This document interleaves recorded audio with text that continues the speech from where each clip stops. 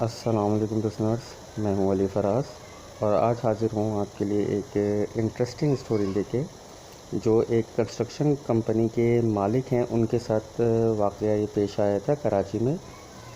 कराची के इलाके PECHS में सबको मालूम होगा लिसनर्स के बहुत अच्छा इलाका है और इवन 1000 गज 600 गज 400 गज से घर हैं वहाँ पे, वेल फर्निश्ड घर हैं बल्कि ये कहना चाहिए।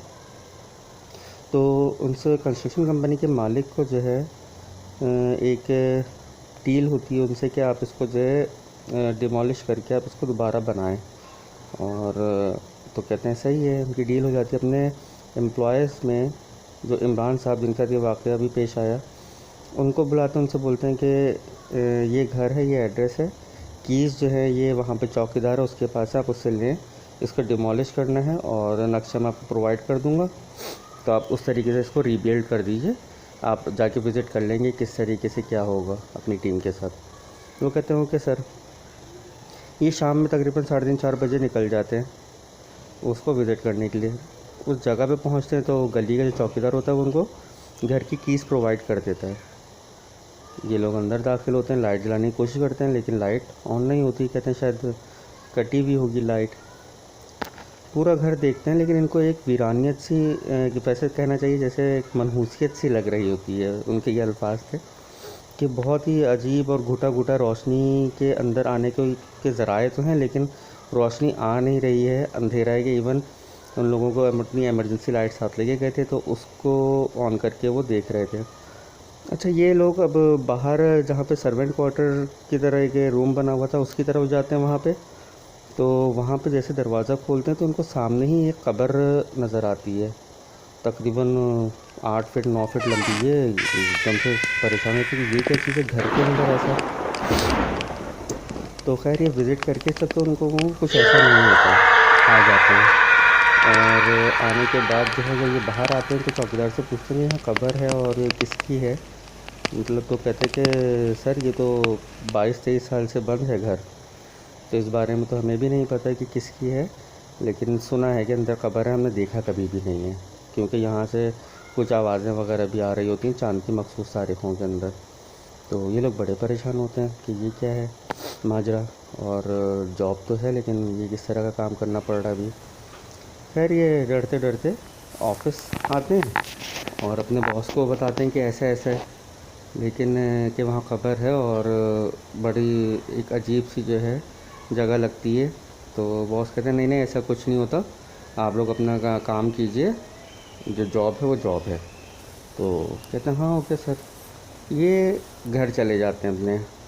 जब घर जाते हैं और सोते हैं तो इनको ख्वाब में आता है कि एक औरत है, भयानक, और ज़बान बाहर है उसकी, तकरीबन मतलब 6 फीट लंबी ज़बान है उसकी, नाखून लंबे हैं और वो इनके करीब आती है, झुकी हुई है इनके मुंह पे और कहती है कि उस घर को तोड़ने की गलती मत करना, तुमने अगर उस घर को तोड़ा तो मैं तुम्हारी एक एक हड्डी तोड़ दूँगी।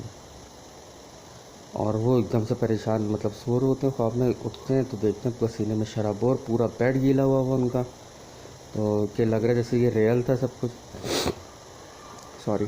तो ये परेशान होते हैं और जब सुबह ऑफिस पहुंचते हैं तो अपने बॉस से तो नहीं कहते हैं लेकिन अपनी टीम मेंबर से कहते हैं कि ऐसा ऐसा हुआ है। तो उनका जो दोस्त, मतलब टीम मेंबर का जो सुपरवाइज़र होता है, वो कहता है कि मुझे भी सेम एज इट इज़ यही ख्वाब आया है और मैं ख़ुद आपको बताना चाह रहा था कि इस तरीके से मेरे ख्वाब में एक औरत आई है जो इस तरीके की बातें करके गई है और सेम यही अल्फाज उसने मुझे भी कहे हैं। अब ये लोग परेशान होते हैं कि क्या करें, बॉस को बोलते हैं तो बॉस बोलता है ऐसा कुछ नहीं होता। खैर ये अल्लाह का नाम लेके चले जाते हैं काम करने के लिए। इस वक्त वहाँ वो जाते हैं सिर्फ और सिर्फ लाइट ऑन करने के लिए। तो अभी वो लाइट का काम कर ही रहे होते हैं कि एक आदमी जो उनके साथ काम कर रहा था, जो लेबर का था, उसको करंट लगने लगता है और वो चीख रहा है लेकिन उसको, मतलब उसकी आवाज़ कहीं दूर पहुंच रही है, मतलब गली में चौकीदार को आ रही है लेकिन ये अंदर घर में जो 2 लोग और भी इनके साथ आए हुए हैं उनको उसकी आवाज़ ही नहीं आ रही। चौकीदार आता है कि क्या हो रहा है, तो क्या, तो चौकीदार जाके उसको जब छुड़ाता है करंट से तो वो गिर के बेहोश हो जाता है। और अब उसके जब बॉस को बुलाया जाता है कि बॉस ऐसा ऐसा हमने ख्वाब में देखा और अभी इसके साथ ये हैपनिंग हुई है यहाँ पर। चौकीदार भी बोलता है कि साहब ये घर भारी है, और इससे पहले भी एक कंपनी वाले आके इसको बनाने की कोशिश कर रहे थे, उनके साथ भी यही हुआ था। बंदा जब उसने पहला ठोका ही था तोड़ने के लिए हथौड़ा ऊपर छत पे, तो उसको छत से गिरा दिया था। उसका पूरा वो जिस्म जो पैरालाइज हुआ है। और आप इससे मतलब ना करें ऐसा, क्योंकि एक जगह भारी है। अच्छा, बॉस कहते हैं कि अच्छा मैं देखता हूँ। अच्छा, बॉस जो है वो अंदर जाते हैं एक सुपरवाइज़र के साथ, उसी के साथ जो जिसके ख्वाब में आया होता है इमरान। अंदर जाते हैं तो देखते हैं कि कुछ नहीं है, सब तो नॉर्मल है सब कुछ। अच्छा, वो एक कमरे में जैसे घुसते हैं ना, तो सामने ही दरवाज़ा खोलते ही उनको ऐसा लगता है कि जैसे कोई खड़ा हुआ था,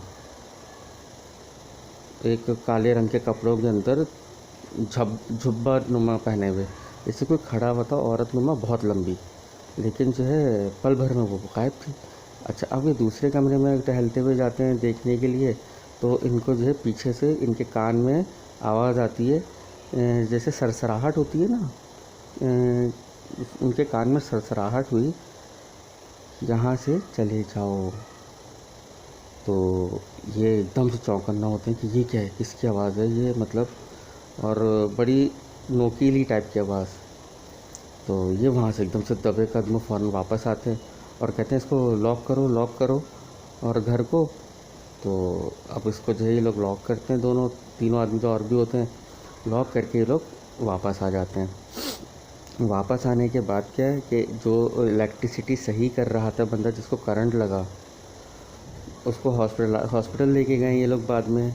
और जब दिखाया है तो डॉक्टर्स वगैरह बोलते हैं कि शॉक में ज़रूर है, इसलिए ये बोल नहीं रहे, क्योंकि वो बोलना मतलब बिल्कुल खामोश हो गया था जब उसको होश आया तब भी। उसका ट्रीटमेंट वगैरह वहाँ पे चल रहा था, कंपनी अच्छी थी, बॉस ने फुल सपोर्ट किया उसको, स्पॉन्सर किया उसका मेडिकल वगैरह। जबकि इस ग्रेड में मेडिकल अलाउ नहीं होता, लेकिन फिर भी आउट ऑफ द पॉलिसी जाके कंपनी ने एक्सेप्ट किया। तो उसको जब इलाज के बाद इलाज चलता रहा, जब उसको होश आया तो उसने बताया कि पहले मुझे मेरे ऊपर ज़ाहिर हुई है वो, और होने के बाद जो है मुझे एकदम से करंट लगने लगा है। तो कहता है मैं काम करता इस कदर भयानक औरत मेरे करीब आकर बिल्कुल कान के पास आके बोलती है कि जैसे ही मैं मुड़ा हूँ उसको मैंने देखा है तो मेरे औसान ख़त्म हो गए, और इसी असना में मुझे वो तो गायब हो गई, लेकिन मुझे ऐसा करंट लगने लगा कि मैं अपने आप को संभाल ही नहीं पाया। अब मुझे कुछ भी याद नहीं कि क्या हुआ क्या नहीं हुआ। तो बॉस कहते हैं आज भी कभी बात होती है कि वो आज भी पैरालाइज़ है, जो लेबर आदमी था उसका, वो आज भी पैरालाइज़ है, लेकिन मेडिकल और दूसरी फैसिलिटीज़ उसको आज तक दी गई हैं। बॉस आज भी कहते हैं कि काश मैं पहले ही समझ जाता जब आप लोगों ने मुझे उस दिन बताया था, लेकिन अब कुछ नहीं हो सकता। अल्लाह ताला सबको अपने अपने हिफ्ज़ व अमान में रखे, आमीन सुम्मा आमीन। तो लिसनर्स, ये थी आज की स्टोरी, उम्मीद करता हूँ आप लोगों को पसंद आई होगी। काइंडली अगर पसंद आई हो तो मेरे चैनल को सब्सक्राइब कीजिए और स्टोरी को लाइक कीजिए। अल्लाह।